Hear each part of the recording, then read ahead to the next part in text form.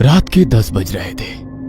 Bhosle society के सामने वाले रास्ते खाली हो गए थे। सोसाइटी के गेट के बाहर कुत्ते भौंक रहे थे। श्याम पाटिल, एक 25 साल का नौजवान, अपने फ्लैट में सोने की कोशिश कर रहा था, लेकिन उसे नींद नहीं आ रही थी क्योंकि कल से वो बीमार था। बुखार से शरीर तप रहा था। तभी उसकी मोबाइल की रिंगटोन बजी।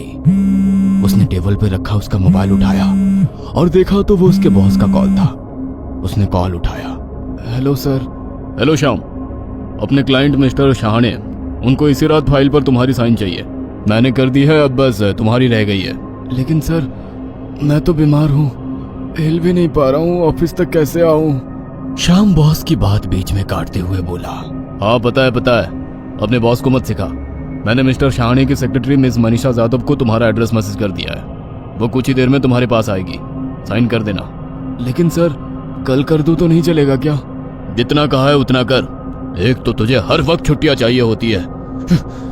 बॉस गुस्से में बोले और उन्होंने कॉल कट कर दिया। शाम को उसके बॉस पर बहुत गुस्सा आ रहा था, लेकिन वो कुछ नहीं कर सकता था। उन्होंने कहा था कि सेक्रेटरी आ रही है, इसीलिए यूं ही उठकर उसके सामने जाना उसने ठीक नहीं समझा। इसलिए वो उठकर फ्रेश हो गया और टीवी के सामने बैठकर सेक्रेटरी का इंतजार करने लगा। उसे टीवी के सामने बैठे हुए लगभग 1 घंटा हो गया था, लेकिन वो अभी तक नहीं आई थी। उसने घड़ी में देखा तो 11:15 बज रहे थे। कहाँ रह गई यार ये, उसने कहा। तभी डोरबेल बजी। वो उठ ही रहा था, लेकिन डोरबेल बजाने वाला बार बार बिना रुके बेल बजाया जा रहा था। अरे आ रहा हूं, उसने आवाज चढ़ाकर कहा और वो दरवाजे के पास चला गया। उसने दरवाजा खोला तो देखा कि दरवाजे पर एक सुंदर लड़की खड़ी थी। दिखने में काफी सुंदर थी, लेकिन चेहरे से कुछ डरी हुई दिखाई दे रही थी। चेहरे पर पसीना था और सांस फूली हुई थी। मिस मनीषा, उसने पूछते हुए कहा। वैसे उसने सर हिलाया। उसने उसे अंदर बुलाया और उसे सोफे पर बिठाया। वो उसके सामने वाले सोफे पर बैठ गया। उसने उसकी तरफ देखा तो वो सोफे पर सिकुड़ कर बैठी हुई थी। उसकी आंखों में डर दिखाई दे रहा था। क्या हुआ? आप काफी डरी हुई दिखाई दे रही हैं। जी कुछ नहीं, उसने डर छुपाते हुए मुस्कुराते हुए कहा। फाइल किधर है? दिखाई नहीं दे रही, उसने मिस मनीषा से कहा। वैसे वो सोफे पर दाएं बाएं देखने लगी और बोली, वो शायद लिफ्ट में गिर गई। क्या लिफ्ट में? लेकिन कैसे? श्याम ने कहा। वो कुछ देर चुप बैठी रही और सोच में डूब गई। जी क्या हुआ? आप मेरी बात का यकीन नहीं करेंगे, उसने चुप्पी तोड़ते हुए कहा। किस बात पर? आप बताए तो सही, आप इतनी डरी हुई से क्यों लग रही हैं? और फाइल किधर है? वैसे मिस मनीषा ने बताना शुरू कर दिया। मैं स्कूटी से सोसाइटी के गेट के पास आई। वॉचमैन ने गेट खोला। काका, बीविंग कौन सी है? मैंने वॉचमैन से पूछा। तब उसने मुझे उंगली से बीविंग दिखाई।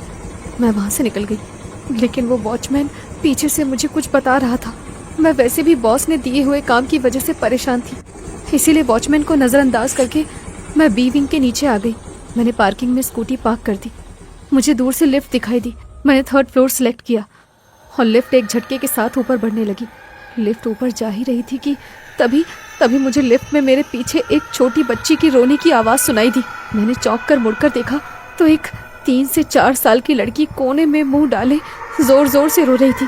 मुझे उसका रोना बहुत ही डरावना लग रहा था, क्योंकि उसके रोने में बहुत ज़्यादा दर्द था। मैं कुछ देर उसे देखती रही। मुझे बहुत ही अजीब लग रहा था, क्योंकि जब मैं लिफ्ट में आई थी तो लिफ्ट बिल्कुल खाली थी। लिफ्ट में वो लड़की नहीं थी। बेटी, कौन हो तुम और रो क्यों रही हो? मैंने उससे पूछा, लेकिन उसने मेरे सवाल का कोई जवाब नहीं दिया। वो लड़की बस डरावनी आवाज़ में रोए जा रही थी। बेटी, क्यों रो रही हो? मैंने एक बार फिर से पूछा, लेकिन फिर भी उसने कोई जवाब नहीं दिया। तो मैं उसके पास चली गई और उसके कंधे पर हाथ रख दिया। वैसे उसने मुड़कर देखा। उसके बाल उसके चेहरे पर फैले हुए थे। आंखें बड़ी और डरावनी थी। आंखों का काजल चेहरे पर फैला हुआ था। और अजीब बात, मतलब इतनी देर रोने के बाद भी उसकी आंखों में आंसू की एक बूंद भी नहीं थी। बेटी, तुम इतनी रात गए इस लिफ्ट में क्या कर रही हो? मैंने उससे पूछा। मैं तो यही रहती हूँ। क्या? मैंने चौंकते हुए कहा, क्या मतलब इसी लिफ्ट में रहती हूँ? और तुम्हारे मम्मी पापा किधर हैं? पापा तो मर गए। उसने उसने मुस्कुराते हुए कहा। मुझे बहुत हैरानी हुई क्योंकि उसने अपने पापा के मरने की बात मुस्कुराते हुए बताई। और तुम्हारी माँ? और इस पर वो छोटी लड़की रहस्यमयी तरीके से मुस्कुराई। वो तो आपके पीछे खड़ी है। उस बच्ची ने फिर से दांत दिखाते हुए मुस्कुराते हुए कहा। मैं डर गई और मैंने मुड़कर देखा। मेरे पीछे कोई भी नहीं था। कहाँ है? मैंने उस बच्ची की तरफ मुड़कर उससे पूछा। वो आपके पीछे ही खड़ी है और आपकी तरफ गुस्से से देख रही है। मैंने फिर से मुड़कर देखा तो मेरे पीछे कोई भी नहीं था। तभी मेरी नजर उस बच्ची के हाथ पर पड़ी। उसके हाथ में खून से भीगी एक डॉल थी। मुझे वहां पर कुछ ठीक नहीं लग रहा था तो मैं उस बच्ची से बातें करने की वजह से ये भूल गई थी। अभी लिफ्ट का दरवाजा खुला नहीं था, इसीलिए मैंने कंट्रोल्स की तरफ देखा। एलईडी पर फ्लोर्स के नंबर्स अपने आप चल रहे थे। 1 2 3 2 1 2 3। इसका मतलब लिफ्ट एक जगह पर रुक ही नहीं रही थी। वो बस फर्स्ट फ्लोर से थर्ड फ्लोर पर जाती और फिर वापस थर्ड फ्लोर से फर्स्ट फ्लोर पर जाती। मैं लिफ्ट को रोकने की कोशिश कर रही थी लेकिन लिफ्ट रुकने का नाम ही नहीं ले रही थी। मैं डरी हुई थी। मुझे डरा हुआ देख वो लड़की जोर जोर से खीखी करते हुए हंसने लगी और बोली, अब लिफ्ट का दरवाजा नहीं खुलेगा। ये सुनकर मैं उसकी तरफ मुड़ी। लेकिन क्यों? मैंने घबराते हुए पूछा। क्योंकि मम्मी तुमसे गुस्सा है, उसने अचानक से हंसना बंद करके डरावनी आवाज में कहा। मैंने पूरी लिफ्ट में देख लिया लेकिन मुझे वहां पर हम दोनों के सिवा कोई भी दिखाई नहीं दे रहा था। लेकिन वो मुझसे गुस्सा क्यों है? मैंने उससे पूछा। क्योंकि वो कहती हैं कि ये लिफ्ट हमारी है और यहाँ पर हमारे सिवा कोई भी नहीं आ सकता। लेकिन वो है कहाँ? मुझे दिखाई क्यों नहीं दे रही? मैंने उससे पूछा। तब वो बोली, वो आपके पीछे खड़ी है। तभी लिफ्ट की सभी लाइट्स बंद चालू होकर अचानक से बंद पड़ गई। लिफ्ट में अंधेरा छा गया। मैं अंधेरे में पीछे मुड़ी तभी लिफ्ट की लाइट ऑन हो गई और मुझे मेरे सामने एक डरावनी औरत दिखाई दी। उसके बाल उसके चेहरे पर फैले हुए थे।